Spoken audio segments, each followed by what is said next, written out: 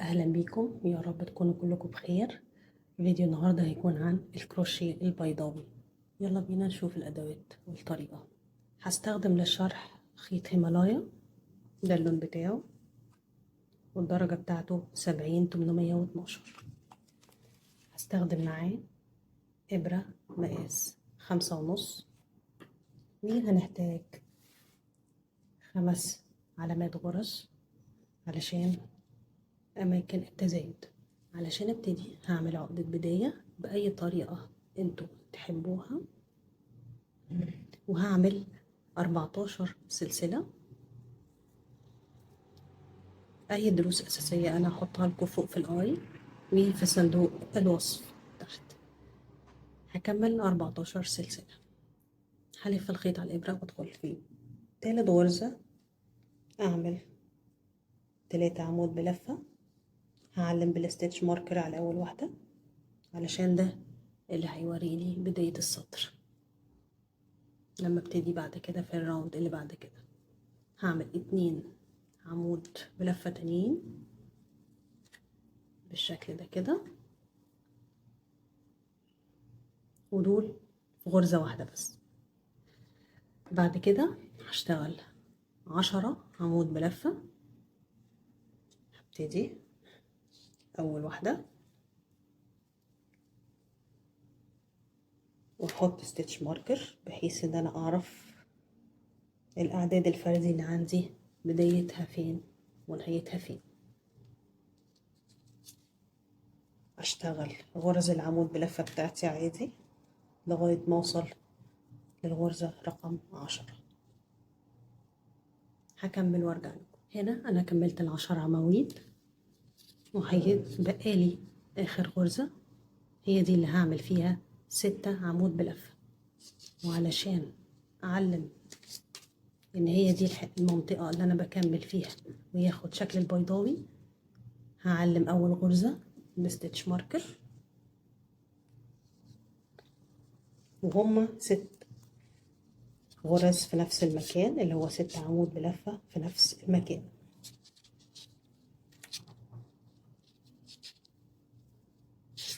وطبعا علشان اقفل الغرزة شوية ما تبقاش واسعة مني، باخد طرف الخيط ده العكس وابتدي اشتغل عليه بالشكل ده. اشد بالطرف المعاكس واشتغل غرزة العمود بلفة عليه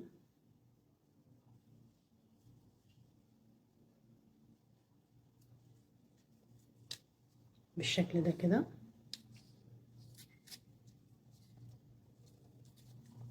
6 عمود بلفة في نفس الغرزة بالشكل ده كده. 2 4 6. بعد كده هنلف الشغل شوية كده بالشكل ده كده. هنبدأ نلف الخيط على الإبرة وندخل فوق كل غرزة من ال10 اللي احنا عملناهم ونعمل فيهم عمود بلفة. هندخل في الجزئية دي اللي هي النص التاني من السلسلة. هلف الخيط واسحب واعمل غرزة عمود بلفة بالشكل ده. وعلشان ما اتلخبطش هحط برضو علامة غرز هنا. فهنا انا علمت الجزء اللي خد الكيرف او الشكل البيضاوي امتى ابتدى وامتى انتهى. هكمل 10 عمود بلفة لغاية ما اوصل قصاد الستيتش ماركر دي، لان دي اخر غرزة وهقول لكم هنشتغل فيها ازاي. هنا انا عملت 9 عمود بلفة، هعمل ال10 معاكم. بدخل في الجزء التاني من الغرزة وانا اوريدي اخدت طرف الخيط معايا وانا بشتغل من ورا، علشان لما اجي اشتغل شغل كبير ملاقيش بواقي خيوط كتير ويبقى التشطيب ياخد وقت مني. كده انا عملت 10 عمود بلفة. علشان اخلي الطرف ده زي الطرف ده انا هنا عملت 3 غرزة هعمل في نفس المكان برضو 3 غرز عمود بلف علشان يبقى 6 هنا و6 هنا، يبقوا الطرفين زي بعض.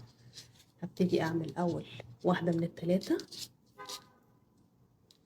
واخد علامة غرز احطها فوق العمود علشان دي اللي هتبين لي بداية الكيرف بتاعي بتاع الشكل البيضاوي هيبدأ امتى وينتهي فين. هشتغل تاني غرزة والغرزة التالتة بالشكل ده كده. هقفل بمنزلقة في العمود الاولاني اللي انا علمت عليه، مش في السلسلتين. السلسلتين كانوا مجرد ارتفاع للعمود فقط لا غير علشان ما يبانش فراغات. هشيل الستيتش ماركر بتاعتي وادخل في اول عمود واعمل غرزة منزلقة بالشكل ده كده. ده كده اول راوند. انا اتاكد ان انا شغلي مظبوط. مجموع الغرز 32 عمود.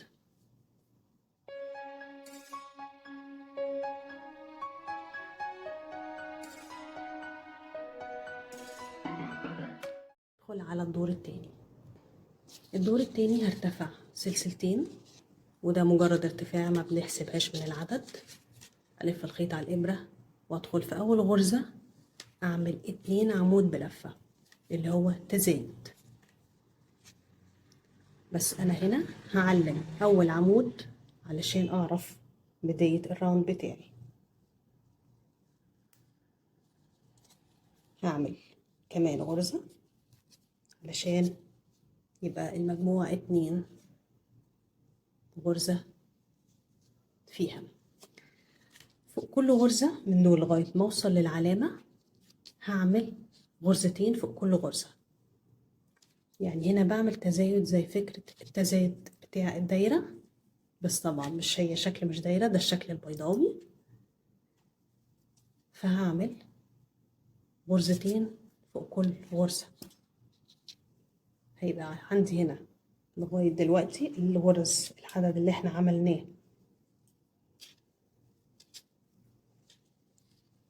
الجزء ده بس 6 غرز. لازم ناخد بالنا من العدد لان هنا كان عندنا 3، فلما عملنا تزايد بقى 6. فوق كل غرزة عملنا غرزتين، فوق كل غرزة عملنا غرزتين. هنشيل الستيتش ماركر ونعمل 10 غرز. هعمل اول واحدة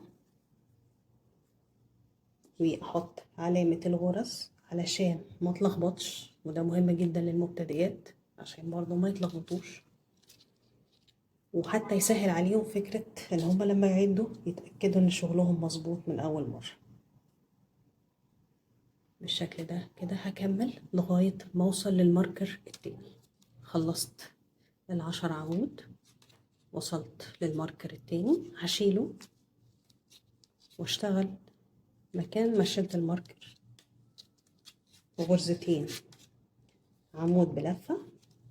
بعمل اول واحدة احط العلامة علشان ما اتلخبطش وابقى عارفة بداية ونهاية كل غرزة فين، لان هنا من اول هنا هنبدأ التزايد زي الطرف التاني. هنا عندنا 6 غرز عملناهم في الدور الاول، علشان نعمل تزايد هيبقوا 12 غرزة. فوق كل غرزة غرزتين. انا خلصت اول 2.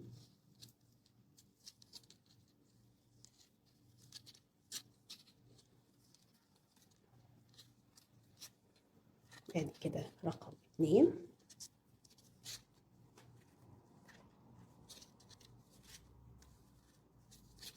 وهكمل غرزتين فوق كل غرزة لغاية ما اوصل للماركر التاني. انا وصلت للماركر التاني.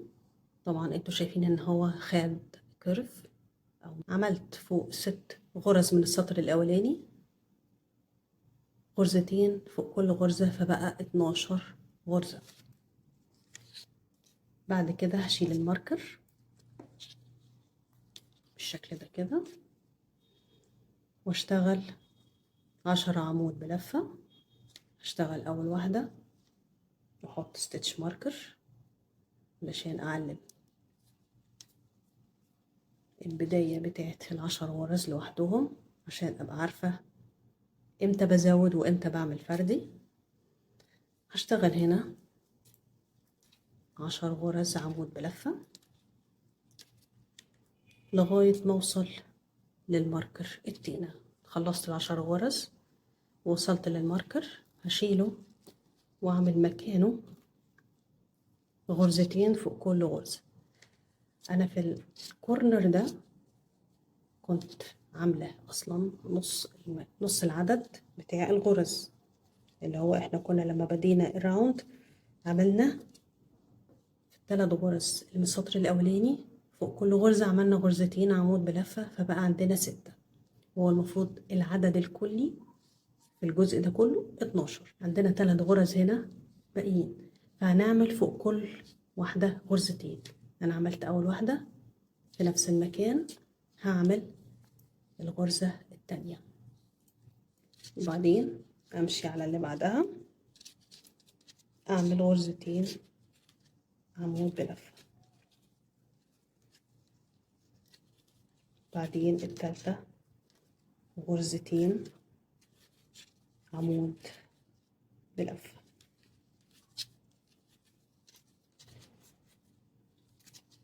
بالشكل ده كده. هنا بقوا 6 غرز وهنا 6 غرز، يعني المجموع 12 زي الطرف التاني بالظبط. هشيل الستيتش ماركر دي واقفل بمنزلقة، علشان كده انا خلصت الدور التاني. طبعا زي ما انتوا شايفين مكان ما قفلت في الدور الاول هو نفسه مكان ما قفلت في الدور التاني، مفيش تعرجات او غرزة نقلت على غرزة تانية بالشكل ده كده. وعلشان تتأكدي ان شغلك مظبوط عدد الغرز هيكون 44، 12 12 و10 و10. نبتدي الراوند التالت والاخير. هنعمل سلسلتين ارتفاع علشان نظبط الشغل. هنا لو فاكرين في كروشيه الدايرة كنا اول دور بنعمله فردي، تاني دور بنعمله تزايد، تالت دور بنغير مكان التزايد. علشان ما نتلخبطش هنعمل التكرار التالي. هعمل في اول غرزة غرزتين، وتاني غرزة هعملها غرزة فردي، غرزتين غرزة فردي، غرزتين غرزة فردي، وهكذا. هبتدي في اول غرزة اعمل 2 عمود بلفة، وهعلم الستيتش ماركر في اول واحدة علشان هي دي بداية ونهاية الدور عندي. هنا عملت الغرزتين، يبقى فاضل في الغرزة اللي بعدها غرزة فردي. هكمل بعد كده نفس التكرار. هنلف الخيط على الإبرة هنا ونعمل غرزتين، وبعدين آخر واحدة غرزة فردي اللي هي بتكون قبل ستيتش ماركر بالشكل ده كده. علشان تتأكدي إن غرزك مظبوطة، انت اوريدي هنا عندك، للتأكيد 9 غرز. بعد كده هنشيل ستيتش ماركر ونعمل 10 عمود ملف لغاية ما نوصل للماركر التاني. وبعد كده هنكرر نفس تكرار التزايد اللي هو غرزتين غرزة غرزتين غرزة لغاية ما نوصل للستيتش ماركر التاني.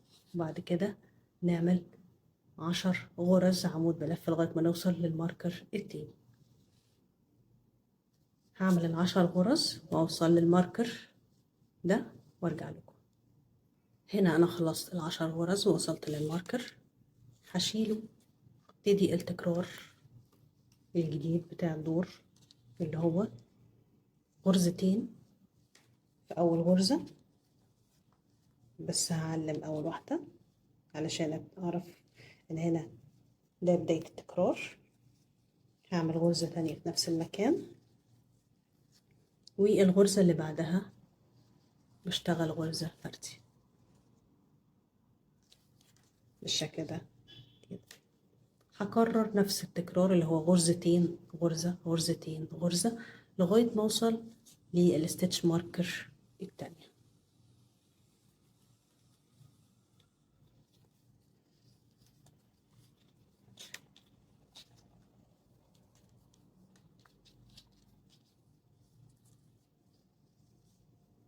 بالشكل ده كده. هكمل وارجع لكم. هنا وصلت لقبل الماركر. علشان تتأكدي ان تكرارك مظبوط وعددك مظبوط، هتلاقي ان في كل مرة بتعملي التكرار على حسب انتي ماشيها غرزة غرزتين او اكتر. احنا هنا ماشيين بنعمل التكرار بتاعنا كل غرزتين، هتلاقي اخر حاجة غرزتين، فتعرفي ان برضو شغلك مظبوط. هنعمل غرزتين عمود بلفة في الغرزة دي، وبعد كده الغرزة الأخيرة هنعمل فيها غرزة عمود بلفة واحدة بالشكل ده كده. عايزين تتأكدوا ان شغلكم مظبوط، هتلاقوا عدد الغرز 18. كان هنا 6 بقى 12 بقى 18. الدور الأول 6، الدور التاني 12، والدور التالت 18 في الجزء اللي فيه الكيرف اللي احنا بنكون منه الشكل البيضاوي. بعد كده هشيل الماركر عادي، اعمل ال10 غرز بتوعي لغاية ما اوصل للماركر التاني. وصلت هنا لقبل الماركر، عملت ال10 غرز. هنا برضو همشي على نفس التكرار، شلت الماركر، هعمل غرزتين فوق الغرزة. في أول واحدة هحط الماركر، تاني واحدة هشتغل الغرزة عادي بالشكل ده كده. وفي الغرزة التانية هعمل غرزة واحدة بس. هكررها لغاية ما اوصل لآخر غرزة. أنا هنا اوريدي كنت عاملة في بداية السطر ال9 غرز اللي هي 2 1 2 1. هكرر نفس التكرار في الجزء التاني، يعني أنا كنت عاملة نصهم، نص العدد. فهنا أنا عملت 2 1. الغرزة اللي بعدها 2 1،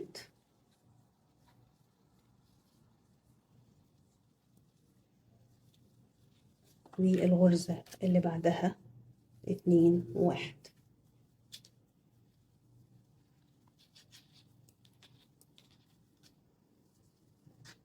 آخر غرزة هتبقى فردي بالشكل ده كده. عشان تتأكدوا ان شغلكم مظبوط، لو عديتوا الجزء ده هتلاقوه 9 غرز، ولو عديتوا من اول علامة الغرز دي لغاية علامة الغرز دي هتلاقوها 9، معناها 18 اللي هي نفس عدد الجزء التاني اللي هو هنا. هشيل اول ماركر واقفل بغرزة منزلقة في اول عمود او مكان ما شلت الماركر بالشكل ده كده.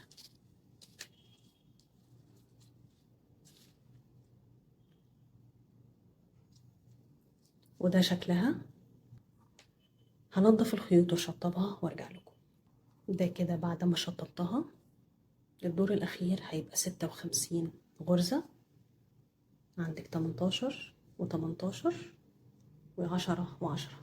سبتلكوا علامات الغرز علشان تعرفوا امتى هنبدأ نشتغل في التزايد ونكون الشكل البيضاوي في النص اليمين والنص الشمال، وما بين الغرز الفردي الثابتة.